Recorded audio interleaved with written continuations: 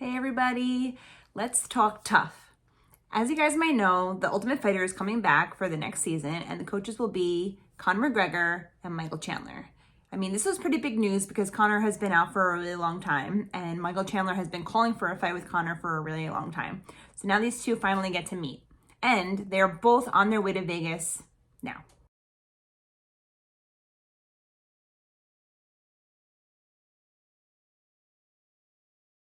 The filming was set to start this week and both coaches are there. So that leaves the question, who's on the roster?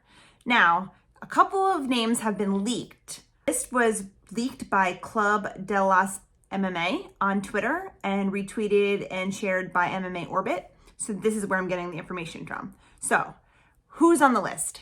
According to this list that's been leaked, it's lightweights and bantamweights. Now we heard it was going to be lightweights because that's typically where Conor and Michael Chandler fight, even though at the end of the season they'll be fighting at 170 pounds.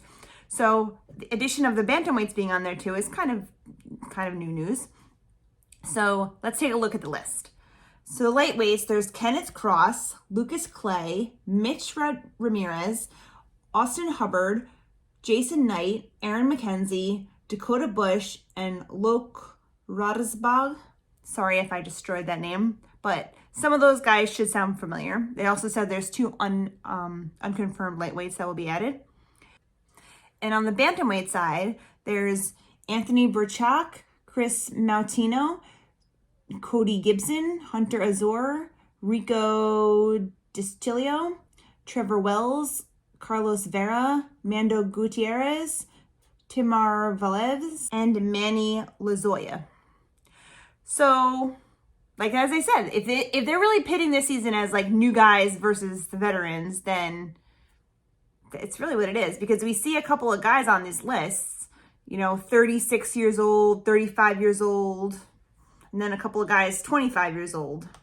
Okay, then in addition to the report, Danny Rubenstein, who is an MMA agent, he owns Ruby Sports Agency. He went on Twitter and said that Ken Cross, Mitch Ramirez, and Brandon Jenkins are no longer on the roster and they have been replaced by 3 of Conor's guys. Gotta say, I'm not really too surprised about that. Obviously, Conor wants to bring his own people there. I remember the first time he was on The Ultimate Fighter, he kind of did the same thing with Artem Lobov.